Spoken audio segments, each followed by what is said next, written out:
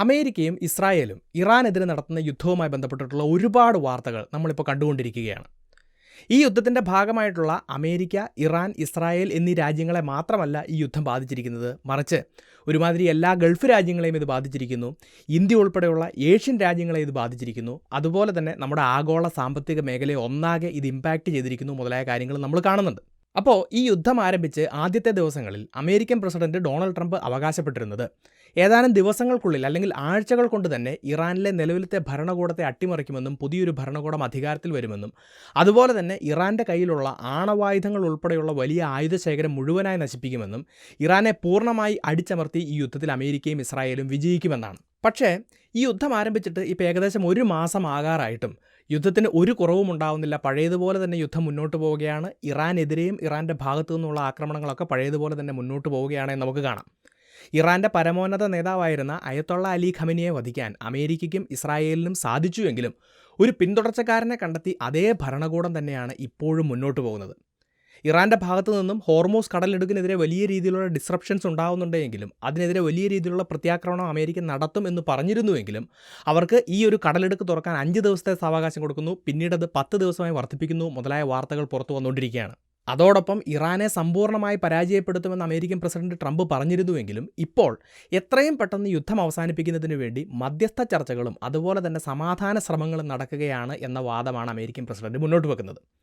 അപ്പോൾ ഈ കാര്യങ്ങളൊക്കെ ചൂണ്ടിക്കാണിക്കുന്നത് ഇറാൻ വിഷയവുമായി ബന്ധപ്പെട്ട് അമേരിക്കൻ പ്രസിഡന്റ് ട്രംപിൻ്റെ കണക്കുകൂട്ടലുകളിൽ വലിയ രീതിയിലുള്ള പിഴവുകൾ സംഭവിച്ചിട്ടുണ്ട് എന്നാണ്.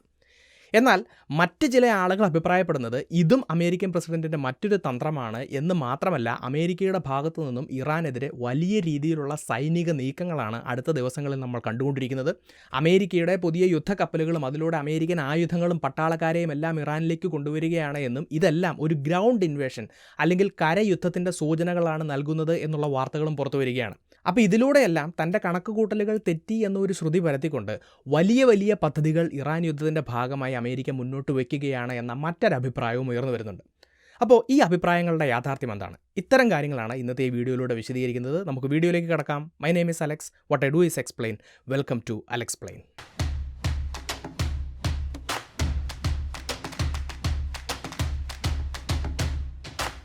അപ്പോൾ അമേരിക്ക ഇറാൻ വിഷയത്തിൽ ഡൊണാൾഡ് ട്രംപിൻ്റെ കണക്കുകൂട്ടലുകൾ തെറ്റിയത് എവിടേക്കാണെന്ന് നമുക്ക് നോക്കാം. അതിലേറ്റവും പ്രധാനപ്പെട്ട ഒന്ന് എന്ന് പറയുന്നത് ഈ യുദ്ധം ആരംഭിച്ച് ദിവസങ്ങൾക്കുള്ളിൽ തന്നെ ഇറാനിലെ ഭരണകൂടത്തെ അട്ടിമറിക്കാൻ സാധിക്കുമെന്നും അതോടുകൂടി യുദ്ധം അവസാനിപ്പിക്കാൻ സാധിക്കുമെന്നുമായിരുന്നു ട്രംപ് വിചാരിച്ചിരുന്നത്. അപ്പോൾ യുദ്ധം ആരംഭിച്ച 1-ാമത്തെ ദിവസം തന്നെ അയതൊള്ള അലി ഖമനിയെ കൊലപ്പെടുത്താൻ അമേരിക്കയ്ക്കും ഇസ്രായേലിനും സാധിച്ചു എന്ന് മാത്രമല്ല, ആ ഒരു സമയത്ത് ഇറാനിലെ ജനങ്ങളോട് ഇതാണ് നിങ്ങളുടെ അവസരമെന്നും ഈ ഭരണകൂടത്തെ അട്ടിമറിക്കണം മുതലായ ആവശ്യങ്ങളൊക്കെ അമേരിക്കൻ പ്രസിഡന്റ് മുന്നോട്ട് വയ്ക്കുകയും ചെയ്യുന്നുണ്ട്. അപ്പോൾ ഇറാനിലെ ഭരണകൂടത്തിന് ഇത്രയും വലിയൊരു തിരിച്ചടി കിട്ടിയിട്ടും അവിടുത്തെ ജനങ്ങളുടെ ഭാഗത്തു നിന്നും ഒരു വലിയ പ്രതിഷേധം ഉണ്ടായില്ല എന്ന് മാത്രമല്ല, ആ ഭരണത്തെ അട്ടിമറിക്കാൻ ആർക്കും സാധിക്കുന്നുമില്ല. അപ്പോൾ ഇതെന്തുകൊണ്ടാണ് എന്ന ചോദ്യത്തിന് പലതരത്തിലുള്ള ഉത്തരങ്ങൾ ഇറാനിലെ വിദഗ്ധർ മുന്നോട്ട് വെക്കുന്നത് കാണാം. അതിലേറ്റവും പ്രധാനപ്പെട്ട ഒരു കാരണം ഇറാനിലെ ഭരണകൂടം ഇതിന് തയ്യാറാണ് എന്നുള്ളതാണ്. അതായത് ഇറാനിലെ ഭരണകൂടത്തിൻ്റെ തലപ്പത്തിരിക്കുന്ന ആളുകൾ പല ആക്രമണങ്ങളിലും പലപ്പോഴും കൊല്ലപ്പെടുമെന്ന് അവർക്ക് ഓൾറെഡി അറിയാം. അങ്ങനെ കൊല്ലപ്പെട്ട് കഴിഞ്ഞാലും ഈ ഭരണകൂടം അല്ലെങ്കിൽ ഈ ഒരു സിസ്റ്റം ഇതുപോലെ മുന്നോട്ട് പോകുന്നതിന് വേണ്ടിയിട്ട് അവരതിനെ ഡിസൈൻ ചെയ്തിട്ടുണ്ട് എന്നാണ് പറയുന്നത്. ഇനി ഇത് മാത്രമല്ല, ഇറാനിലെ ഈ ഭരണകൂടത്തിൻ്റെ അതുപോലെ തന്നെ അവിടുത്തെ ആർമിയുടെയൊക്കെ തലപ്പത്തിരിക്കുന്ന ആളുകൾക്ക് വ്യക്തമായിട്ടറിയാം ഇങ്ങനെയൊരു സാഹചര്യത്തിൽ അവർക്ക് എന്തെങ്കിലും ഒരു വീക്ക്നെസ് ഉണ്ട് എന്ന് ആളുകൾക്ക് മനസ്സിലായി കഴിഞ്ഞാൽ ഈ ഭരണകൂടത്തെ അട്ടിമറിക്കണമെന്ന് ആഗ്രഹിക്കുന്ന ധാരാളം ആളുകൾ ഇറാനിലുണ്ട്. അവരുടെ ഭാഗത്തു നിന്നും പ്രതിഷേധങ്ങൾ ഉണ്ടാവുമെന്നും തങ്ങളുടെ അധികാരം നഷ്ടപ്പെടുമെന്നും അങ്ങനെ നഷ്ടപ്പെട്ട് കഴിഞ്ഞാൽ മരണം മാത്രമേ തങ്ങൾക്കുണ്ടാവുമെന്നും അവർക്ക് കൃത്യമായിട്ടറിയാം. അപ്പോൾ ഇങ്ങനെ ഒരു സാഹചര്യത്തിൽ എന്ത് വില കൊടുത്തും അവർ ബാക്ക് ഡൗൺ ചെയ്യാതിരിക്കാൻ അല്ലെങ്കിൽ പിന്നോട്ട് പോകാതിരിക്കാൻ ശ്രമിക്കും. അവരുടെ മാക്സിമം ശക്തി ഉപയോഗിച്ചുകൊണ്ട് അവർ ഫൈറ്റ് ചെയ്യും. അത് അവരുടെ നിലനിൽപ്പിൻ്റെ കൂടി പ്രശ്നമാണെന്നുള്ളത് മനസ്സിലാക്കുക. അപ്പോൾ അതുകൊണ്ടാണ് ഇറാൻ ഇത്രയും ശക്തിയായിട്ട് ഇവിടെ തിരിച്ചടികൾ നടത്തുന്നത് എന്ന് പറയുന്നു. ഇനി ഇവിടെ മറ്റൊരു കാരണവും കൂടെ പറയുന്നുണ്ട്. ഇറാനിലെ ആളുകളെ സംബന്ധിച്ചിടത്തോളം ഞാൻ നേരത്തെ പറഞ്ഞതുപോലെ ഈ ഭരണകൂടത്തെ അട്ടിമറിക്കണമെന്ന് ആഗ്രഹിക്കുന്ന ധാരാളം ആളുകൾ ഇറാനിലുണ്ടെങ്കിലും അവിടെ യുദ്ധമില്ലാത്ത സമയത്ത് ഗവൺമെൻറ്റിനെതിരെ പ്രതിഷേധം നടത്തിയപ്പോൾ 10,000-കണക്കിന് ആളുകളെ കൊന്നുകളഞ്ഞുകൊണ്ടാണ് ഗവൺമെൻറ് അവിടെ ഈ സമരത്തെ അടിച്ചമർത്തിയത്. അപ്പോൾ യുദ്ധം നടക്കുന്ന ഒരു സാഹചര്യത്തിൽ പ്രതിഷേധവുമായി മുന്നോട്ട് വന്നു കഴിഞ്ഞാൽ തീർച്ചയായിട്ടും അതിലും വലിയൊരു ഓപ്പറേഷൻ ഗവൺമെൻറ്റിൻ്റെ ഭാഗത്തുനിന്ന് ഉണ്ടാകുമെന്ന് അവർക്ക് അറിയാവുന്നതുകൊണ്ട് ഒരു വലിയ പ്രതിഷേധം ഇറാനിൽ നടക്കുന്നില്ല എന്നാണ് പറയുന്നത്. അപ്പോൾ ഈ രീതിയിലെല്ലാം ഇറാനിൽ എത്രയും പെട്ടെന്നൊരു ഭരണകൂട അട്ടിമറി നടത്താമെന്നുള്ള ട്രംപിൻ്റെ കണക്കുകൂട്ടൽ അവിടെ തെറ്റിയിട്ടുണ്ട് എന്നുള്ളത് മനസ്സിലാക്കുക. ഇനി അമേരിക്കയുടെ കണക്കുകൂട്ടലുകൾ തെറ്റുന്ന രണ്ടാമത്തേതെന്ന് പറയുന്നത് ഇറാൻ്റെ റിട്ടാലിയേഷൻ, അവരുടെ തിരിച്ചടിയുമായി ബന്ധപ്പെട്ടിട്ടാണ്. അപ്പോൾ ഇതിന് മുന്നേയുള്ള പ്രശ്നങ്ങളൊക്കെ നോക്കുകയാണെങ്കിൽ ഇറാനെതിരെ ഒരു ആക്രമണം ഉണ്ടാകുമ്പോൾ കുറച്ച് ദിവസത്തിന് ശേഷം ഇസ്രായേലിനെതിരെ മാത്രം കോൺസെൻട്രേറ്റ് ചെയ്തുകൊണ്ടുള്ളൊരു റിട്ടാലിയേഷനാണ് ഇറാൻ്റെ ഭാഗത്തു നിന്നും ഉണ്ടായിരുന്നത് എങ്കിൽ ഇവിടെ അതിൽ നിന്നും തികച്ചും വ്യത്യസ്തമായി യുദ്ധം ആരംഭിച്ച ദിവസങ്ങളിൽ തന്നെ ഇറാൻ്റെ ഭാഗത്തു നിന്നും ശക്തമായിട്ടുള്ള തിരിച്ചടി ഉണ്ടാകുന്നു. ഇനി അത് ഇസ്രായേലിനെതിരെ മാത്രമല്ല, ഇറാൻ്റെ അടുത്ത് കിടക്കുന്ന ഗൾഫ് മേഖലയിലുള്ള അമേരിക്കയുടെ സൈനിക കേന്ദ്രങ്ങൾക്കെതിരെ ആക്രമണം ഉണ്ടാകുന്നു. അതുപോലെ തന്നെ ഗൾഫ് രാജ്യങ്ങളിലെ ഓയിൽ ആൻഡ് ഗ്യാസ് ഇൻഡസ്ട്രികൾക്ക് നേരെയുമെല്ലാം വലിയ രീതിയിലുള്ള ഒരു ആക്രമണം ഇറാൻ്റെ ഭാഗത്തു നിന്നുണ്ടാവുകയാണ്. അമേരിക്കയ്ക്കെതിരെ നേരിട്ട് ആക്രമണം നടത്തുന്ന ഒരു സ്ഥിതിയിലേക്ക് വരുന്നു. അതുപോലെ തന്നെ ഗൾഫ് രാജ്യങ്ങളെല്ലാം ഈ യുദ്ധത്തിൻ്റെ ഭാഗമാകുന്നതോടുകൂടി അവരെ സംരക്ഷിക്കുന്നതിന് വേണ്ടിയിട്ടുള്ള പ്രഷർ അമേരിക്കയ്ക്ക് മേലെ വർദ്ധിച്ചു വരുന്നു. മാത്രമല്ല, ഓയിൽ ആൻഡ് ഗ്യാസ് ഇൻഡസ്ട്രിക്ക് നേരെ ഇവരുടെ ആക്രമണം ഉണ്ടാകുമ്പോൾ അതിൻ്റെ ഭാഗമായിട്ട് ലോക സാമ്പത്തിക മേഖലയെ തന്നെ ഇത് പിടിച്ചു കുലുക്കുകയാണ്. അപ്പോൾ ഇറാൻ്റെ ഭാഗത്തു നിന്നുണ്ടായേക്കാവുന്ന റിട്ടാലിയേഷൻ്റെ ഭാഗമായിട്ടും അമേരിക്ക നടത്തിയിട്ടുള്ള കണക്കുകൂട്ടലുകളിൽ വലിയ പിഴവുകൾ സംഭവിച്ചിട്ടുണ്ട് എന്നാണ് പറയുന്നത്. പക്ഷേ അമേരിക്കയുടെയും ഡൊണാൾഡ് ട്രംപിൻ്റെയും കണക്കുകൂട്ടലുകളിൽ ഏറ്റവും വലിയ പിഴവ് സംഭവിച്ചത് ഹോർമോസ് കടലിടുക്കുമായി ബന്ധപ്പെട്ടിട്ടാണ്. അപ്പോൾ ഇറാനുമായി ബന്ധപ്പെട്ടിട്ടുള്ള ഏതൊരു പ്രശ്നവും നടക്കുമ്പോൾ നമ്മൾ എപ്പോഴും കേൾക്കുന്ന ഒരു കാര്യമാണ് ഇറാന് ഹോർമോസ് കടലിടുക്കിലെ ചരക്ക് ഗതാഗതത്തെ ഡിസ്റപ്റ്റ് ചെയ്യാൻ, തടസ്സപ്പെടുത്താൻ സാധിക്കും എന്നുള്ളത്. ഈ ഹോർമൂസ് കടലിടുക്കിൻ്റെ പ്രത്യേകത എന്താണെന്ന് ഇപ്പോൾ നമ്മൾ ഒരുപാട് തവണ കേട്ടിട്ടുണ്ടാവും. പേർഷ്യൻ ഗൾഫിനെയും ഇന്ത്യൻ മഹാസമുദ്രത്തെയും കണക്ട് ചെയ്യുന്ന ഈ ഹോർമൂസ് കടലിടുക്കിലൂടെയാണ് ലോകത്തിൻ്റെ എണ്ണ വ്യാപാരത്തിൻ്റെ 20% കടന്നു പോകുന്നത്. അതുപോലെ തന്നെ നാച്ചുറൽ ഗ്യാസ് ഒക്കെ പോലെയുള്ള ഒരുപാട് കാര്യങ്ങളുടെ ഏറ്റവും പ്രധാനപ്പെട്ട ഒരു ട്രേഡ് റൂട്ടാണ് ഈ ഹോർമൂസ് കടലിടുക്ക് എന്ന് പറയുന്നത്. ഇനി ഗൾഫ് രാജ്യങ്ങളെ സംബന്ധിച്ചിടത്തോളം അവരുടെ ട്രേഡിൻ്റെ, അവരുടെ ഫുഡും വാട്ടറും ഒക്കെ ഉൾപ്പെടെയുള്ള ഒരുപാട് ട്രേഡിൻ്റെ ഏറ്റവും പ്രധാനപ്പെട്ട റൂട്ടാണ് ഈ ഹോർമൂസ് കടലിടുക്ക്. അപ്പോൾ ഈ ഹോർമൂസ് കടലിടുക്കിലൂടെയുള്ള ചരക്ക് നീക്കത്തെ ഇറാൻ ഏതെങ്കിലും തരത്തിൽ തടസ്സപ്പെടുത്തി കഴിഞ്ഞാൽ അത് ലോകരാജ്യങ്ങളെയെല്ലാം അതുപോലെ തന്നെ ലോക സാമ്പത്തിക മേഖലയും സാരമായി ബാധിക്കുമെന്ന് ഞാൻ പറയാതെ തന്നെ നിങ്ങൾക്ക് മനസ്സിലാവും. കാരണം അതിൻ്റെ ഇമ്പാക്റ്റുകൾ നമ്മുടെ വീടുകളിൽ പോലും നമ്മളിപ്പോൾ കണ്ടുകൊണ്ടിരിക്കുകയാണ്. അപ്പോൾ ഈ ഹോർമൂസ് കടലിടുക്കിലൂടെയുള്ള ചരക്ക് ഗതാഗതത്തെ ഇറാൻ തടസ്സപ്പെടുത്തുകയും അതിൻ്റെ ഭാഗമായിട്ട് ഇത്രയും വലിയ പ്രശ്നങ്ങളൊക്കെ ഉണ്ടാവുകയും ചെയ്തപ്പോൾ ലോകം മുഴുവൻ വിചാരിച്ചത് ഇവിടേക്ക് അമേരിക്ക കടന്നു വരുമെന്നും അമേരിക്ക ഈ പ്രശ്നം പരിഹരിക്കും എന്നുമാണ്. ഇപ്പോൾ നോക്കുകയാണെങ്കിൽ അമേരിക്കയുടെ മിലിറ്ററി അല്ലെങ്കിൽ അവരുടെ മൈറ്റി നേവിയൊക്കെ ഉപയോഗിച്ചുകൊണ്ട് അവർക്ക് ഇറാൻ്റെ നേവിയെ പരാജയപ്പെടുത്തുക എന്ന് പറയുന്നത് വളരെ സിമ്പിളായിട്ടുള്ളൊരു കാര്യമാണ്. പക്ഷേ ഒരു അമേരിക്കൻ യുദ്ധക്കപ്പൽ പോലും ഈ ഒരു പ്രദേശത്തേക്ക് കടന്നു വരികയോ ഇതിലെ കടന്നു പോകുന്ന കപ്പലുകളെ സഹായിക്കുകയോ ചെയ്യുന്നില്ല. അതെന്തുകൊണ്ടാണെന്ന് ചോദിച്ചു കഴിഞ്ഞാൽ ഈ ഹോർമൂസ് കടലിടുക്കിൻ്റെ ഭാഗത്ത് ഇറാൻ്റെ ആക്രമണങ്ങളെ ചെറുക്കുക എന്ന് പറയുന്നത് അമേരിക്കൻ നേവിക്കെന്നല്ല ഒരു നേവിക്കും അത്ര എളുപ്പമുള്ളൊരു കാര്യമല്ല. ഇവിടെ നമ്മൾ നോക്കുകയാണെങ്കിൽ ഇന്ത്യൻ മഹാസമുദ്രത്തെയും പേർഷ്യൻ ഗൾഫിനെയും കണക്ട് ചെയ്യുന്ന ഈ കടലിടുക്ക് എന്ന് പറയുന്നത് വളരെ വീതി കുറഞ്ഞ, വളരെ നാരോ ആയിട്ടുള്ളൊരു ഭാഗമാണ് എന്ന് മാത്രമല്ല, വെറും 3 കിലോമീറ്റർ മാത്രം വീതിയുള്ള വെറും 2 ഡെസിഗ്നേറ്റഡ് ഷിപ്പിംഗ് റൂട്ട്സ് അല്ലെങ്കിൽ കപ്പൽ ചാലുകൾ മാത്രമാണ് ഈ ഹോർമൂസ് കടലിടുക്കിലൂടെ കടന്നു പോകുന്നത്. അപ്പോൾ ഭീമാകാരമായിട്ടുള്ള കപ്പലുകൾ വെറും 20-30 കിലോമീറ്റർ സ്പീഡിലൂടെ മാത്രം ഈ ഒരു ചെറിയ ഇടനാഴിയിലൂടെ കടന്നു പോകുമ്പോൾ അതിനെ ആക്രമിക്കുക എന്ന് പറയുന്നത് ഇറാനെ സംബന്ധിച്ചിടത്തോളം വളരെ എളുപ്പമുള്ളൊരു കാര്യമാണ്.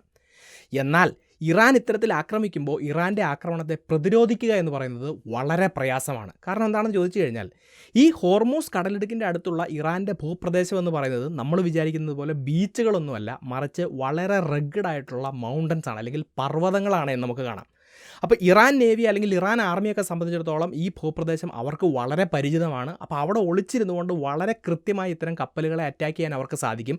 എന്നാൽ എവിടെ നിന്നാണ് ഈ ആക്രമണം വരുന്നത് എന്ന് പോലും തിരിച്ചറിയാൻ പ്രതിരോധിക്കുന്ന ആളുകൾക്ക് സാധിക്കുകയില്ല.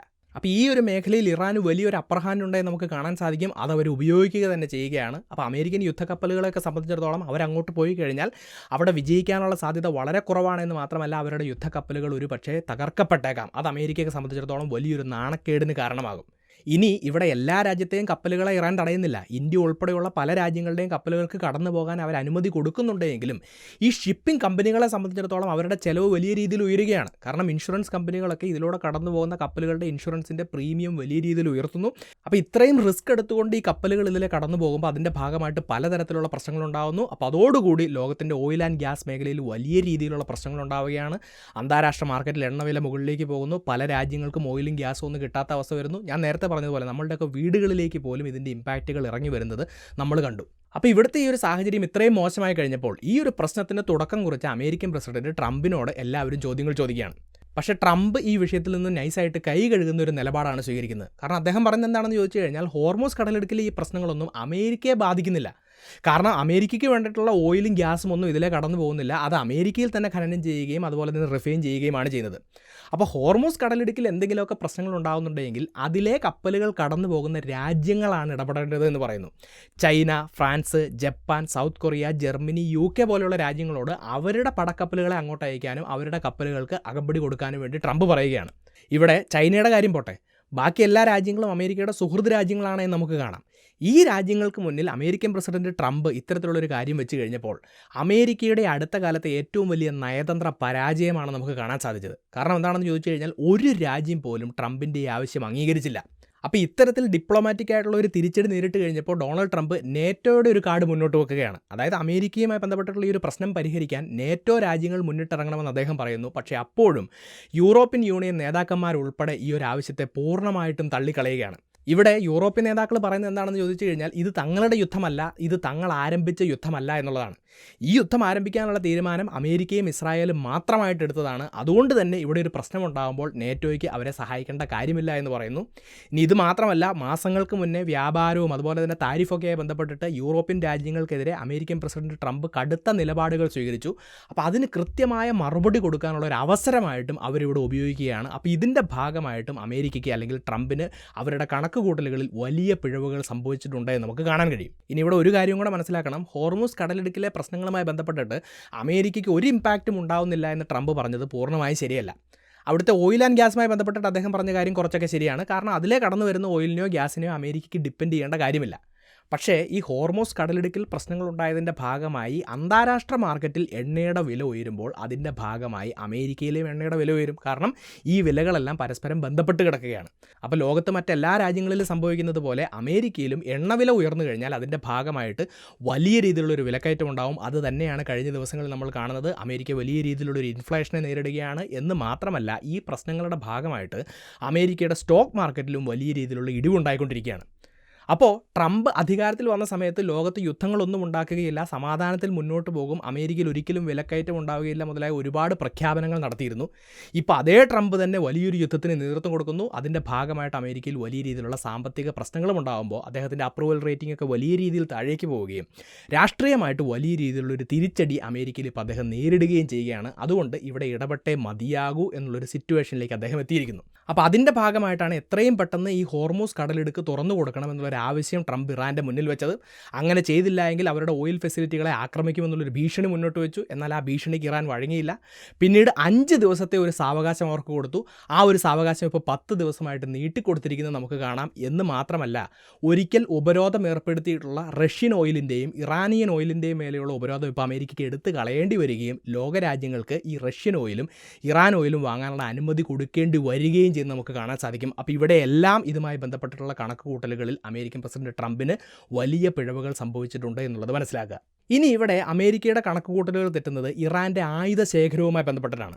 ഇപ്പോൾ ഈ യുദ്ധം തുടങ്ങിയ ആദ്യത്തെ ദിവസങ്ങളിൽ തന്നെ അമേരിക്കയും ഇസ്രായേലും പറയുന്നുണ്ട് ഇറാൻ്റെ കൈവശമുള്ള 90% മിസൈലുകളും ഡ്രോണുകളും മറ്റായുധങ്ങളും ഒക്കെ തകർക്കാൻ അവർക്ക് സാധിച്ചു എന്ന്.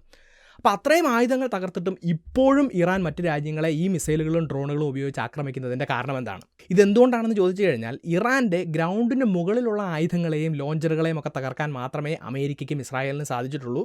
ഇറാൻ്റെ അണ്ടർഗ്രൗണ്ട് ഫെസിലിറ്റികളിൽ അവർക്ക് ഇനിയും ധാരാളം മിസൈലിൻ്റെയും ഡ്രോണുകളുടെയും മറ്റ് ആയുധങ്ങളുടെയും ഒക്കെ ശേഖരമുണ്ട് എന്നാണ് പറയപ്പെടുന്നത്. അപ്പോൾ വ്യോമാക്രമണങ്ങളും അതുപോലെ തന്നെ ബോംബിങ്ങും മാത്രം ഉപയോഗിച്ചുകൊണ്ട് ഇറാൻ്റെ ആയുധങ്ങളെ പൂർണ്ണമായി നശിപ്പിക്കാൻ സാധിക്കുകയില്ല എന്നിവിടെ പറയുന്നു. അതുകൊണ്ട് തന്നെ ഇറാൻ്റെ ഭാഗത്തു നിന്നുള്ള തിരിച്ചടി ഇനിയും കാലാകാലങ്ങളോളം നീണ്ടു നിൽക്കുമെന്നാണ് പല വിദഗ്ധരും അഭിപ്രായപ്പെടുന്നത്. ഇവിടെയും കണക്കുകൾ തെറ്റുന്നത് നമുക്ക് കാണാം. അപ്പോൾ ഇതിൻ്റെ എല്ലാം ഭാഗമായിട്ട് ഒരുപാട് ഇമ്പാക്റ്റുകൾ അമേരിക്കയ്ക്ക് ഉണ്ടാവുകയാണ്, അല്ലെങ്കിൽ ട്രംപിനുണ്ടാവുകയാണ്. ഇതുകൊണ്ടാണ് വളരെ ഡെസ്പെറേറ്റ് ആയിട്ട് എത്രയും പെട്ടെന്ന് യുദ്ധം നിർത്തുന്നതിന് വേണ്ടിയിട്ടുള്ള പല നിലപാടുകളും അദ്ദേഹം സ്വീകരിക്കുന്നതെന്ന് പറയുന്നു. ഇപ്പോൾ തന്നെ നോക്കുകയാണെങ്കിൽ താൽക്കാലികമായിട്ടുള്ള വെടിനിർത്തൽ പ്രഖ്യാപിക്കുന്നു. അതുപോലെ തന്നെ ഇറാനുമായിട്ടുള്ള ഒരു സമാധാന ശ്രമം എന്നോണം സമാധാന ചർച്ചകൾ ഇറാൻ്റെ നേതാക്കളുമായി നടത്തുന്നു എന്നുള്ള സ്റ്റേറ്റ്മെൻറ്റും ഇടയ്ക്കിടയ്ക്ക് ട്രംപ് പുറത്തുവിട്ടുകൊണ്ടിരിക്കുകയാണ്. എന്നാൽ ട്രംപിൻ്റെ ഈ സ്റ്റേറ്റ്മെൻറ്റിനെ ഇറാൻ പൂർണ്ണമായിട്ടും തള്ളിക്കളയുകയാണ്. ഒരു തരത്തിലുമുള്ള സമാധാന ചർച്ചകൾ അമേരിക്കയുമായോ ട്രംപുമായിട്ടോ നടത്തുന്നില്ല എന്നാണ് അവർ പറയുന്നത്. ആരുമായിട്ടാണ്, എവിടെ വെച്ചാണ് ഈ സമാധാന ശ്രമങ്ങൾ അല്ലെങ്കിൽ ചർച്ചകൾ നടക്കുന്നത് എന്നുള്ള ചോദ്യത്തിന് ആ വിവരങ്ങൾ പുറത്തുവിടാൻ സാധിക്കുകയില്ല എന്നുള്ളൊരു മറുപടിയാണ് ട്രംപ് കൊടുക്കുന്നത്. അപ്പോൾ ഇതെല്ലാം പലതരത്തിൽ ട്രംപിന് ഈ ഒരു പ്രശ്നത്തിൽ വീഴ്ചകൾ പറ്റിയിട്ടുണ്ട് എന്നതിൻ്റെ തെളിവായിട്ട് ആളുകൾ മുന്നോട്ട് വെക്കുന്നു. എന്നാൽ ഒരു വിഭാഗം ആളുകൾ ഇത് ട്രംപിൻ്റെ മറ്റൊരു പ്ലാൻ്റെ ഭാഗമാണ് എന്നാണ് പറയുന്നത്. ഇവിടെ കണക്കുകൂട്ടലുകളിൽ ഒരു പിഴവും പറ്റിയിട്ടില്ല. സ്റ്റോക്ക് മാർക്കറ്റ് അതുപോലെ തന്നെ ഓയിൽ പ്രൈസ് ഇതിനെയൊക്കെ ഒന്ന് സ്റ്റേബിളാക്കി നിർത്തിയതിന് ശേഷം ഇറാനെതിരെ വലിയൊരു നീക്കം നടത്തുന്നതിനുള്ള ചില പദ്ധതികൾ മാത്രമാണെന്നാണ് പലരും പറയുന്നത്. ഇപ്പോൾ തന്നെ നോക്കുകയാണെങ്കിൽ ട്രംപ് ഇതുപോലെ വെടിനിർത്തലുമായി ബന്ധപ്പെട്ടിട്ടും അതുപോലെ തന്നെ പീസ് ടോക്കുമായി ബന്ധപ്പെട്ടിട്ടുള്ള സ്റ്റേറ്റ്മെൻറ്റുകളൊക്കെ പുറത്തു വരുമ്പോൾ ഓയിൽ മാർക്കറ്റിൽ ഓയിലിൻ്റെ വില ഒന്ന് സ്റ്റേബിൾ ആവുന്നുണ്ട്. അതുപോലെ തന്നെ സ്റ്റോക്ക് മാർക്കറ്റുകൾ അവരുടെ നഷ്ടത്തിൽ നിന്ന് കുറച്ചൊക്കെ തിരിച്ചു കയറാൻ അവർക്ക് സാധിക്കുന്നുണ്ട്. അപ്പോൾ ഇത്തരത്തിൽ കാര്യങ്ങളൊക്കെ ഒന്ന് സ്റ്റേബിൾ ആക്കിയതിന് ശേഷം ഇറാനെതിരെ വലിയൊരു സൈനിക നീക്കം നടത്തി ഒരു കരയുദ്ധത്തിലേക്ക്, ഒരു ഗ്രൗണ്ട് ഇൻവേഷനിലേക്ക് പോകാനാണ് അദ്ദേഹം ശ്രമിക്കുന്നത് എന്ന മറ്റൊരു വാദവും മുന്നോട്ട് വരുന്നുണ്ട്. പക്ഷേ ഇവിടെ ഒരു കാര്യം മനസ്സിലാക്കണം, ഇറാനെതിരെ ഒരു കരയുദ്ധം നടത്തുക എന്ന് പറഞ്ഞു കഴിഞ്ഞാൽ 6 ലക്ഷം ആക്റ്റീവ് മിലിറ്ററി പേഴ്സണൽസും അതുപോലെ തന്നെ 3 ലക്ഷത്തോളം റിസർവ് ഫോഴ്സുമുള്ള ഇറാനെ അവിടെ പോയി യുദ്ധം ചെയ്ത് തോൽപ്പിക്കണമെങ്കിൽ അത്രയും വലിയൊരു സൈനിക സന്നാഹം തന്നെ വേണ്ടിവരും. എന്ന് മാത്രമല്ല, കഴിഞ്ഞ കാലഘട്ടങ്ങളിലെല്ലാം അമേരിക്ക ഒരു രാജ്യത്തേക്ക് കടന്നു ചെന്ന് കരയുദ്ധം നടത്തിയിട്ട് എന്താണ് ഉണ്ടായതെന്ന് നമ്മൾ കണ്ടതാണ്. ഇപ്പോൾ വിയറ്റ്നാമിലും അതുപോലെ തന്നെ അഫ്ഗാനിസ്ഥാനിലും ഇറാഖിലുമൊക്കെ വലിയ രീതിയിലുള്ള പ്രശ്നങ്ങൾ സൃഷ്ടിച്ചു എന്നല്ലാതെ ഒരു വിജയത്തിലേക്ക് പോകാൻ ഒരിക്കലും അമേരിക്കയ്ക്ക് സാധിച്ചിട്ടില്ല. അതുകൊണ്ട് തന്നെ ഇത്തരത്തിലുള്ളൊരു നിലപാടുമായി ട്രംപ് മുന്നോട്ട് പോയാൽ എന്താണ് സംഭവിക്കുക എന്നുള്ളൊരു വലിയ ചോദ്യം ഇവിടെ നിലനിൽക്കുകയാണ്. സോ ഇറാൻ അമേരിക്ക ഇസ്രായേൽ വിഷയവുമായി ബന്ധപ്പെട്ടിട്ട് അമേരിക്കൻ പ്രസിഡന്റ് ട്രംപിൻ്റെ കണക്കുകൂട്ടലുകളിൽ വലിയ ചില പിഴവുകൾ സംഭവിച്ചുവെന്നും ഈ യുദ്ധം എത്രയും പെട്ടെന്ന് അവസാനിപ്പിക്കാൻ വേണ്ടി അദ്ദേഹം വളരെ ഡെസ്പറേറ്റ് ആയിട്ടുള്ള കാര്യങ്ങൾ ചെയ്യുകയാണെന്ന് പറയുന്നത് എന്തുകൊണ്ടാണ് എന്ന് ഇന്നത്തെ ഈ വീഡിയോയിലൂടെ നിങ്ങൾക്ക് മനസ്സിലായിട്ടുണ്ടെന്ന് വിശ്വസിക്കുന്നു. അതുകൊണ്ട് തന്നെ ഈ വീഡിയോയെക്കുറിച്ചും ഈ വിഷയത്തെക്കുറിച്ചുമുള്ള നിങ്ങളുടെ അഭിപ്രായങ്ങളും നിർദ്ദേശങ്ങളും സംശയങ്ങളും നിങ്ങൾക്കറിയാവുന്ന എക്സ്ട്രാ പോയിന്റുകളും തീർച്ചയായിട്ടും നിങ്ങൾ കമൻറ്റ് ബോക്സിൽ രേഖപ്പെടുത്തുക. ഇനി ഈ ഒരു വീഡിയോ മറ്റുള്ളവർ കാണുന്നത് നല്ലതാണെന്ന് നിങ്ങൾക്ക് തോന്നുന്നുണ്ടെങ്കിൽ തീർച്ചയായിട്ടും നിങ്ങൾ ഈ വീഡിയോ ഷെയർ ചെയ്യുക. ഇതുപോലത്തെ ടോപ്പിക്സുമായി വീണ്ടും വരുന്നതുവരേക്കും നന്ദി.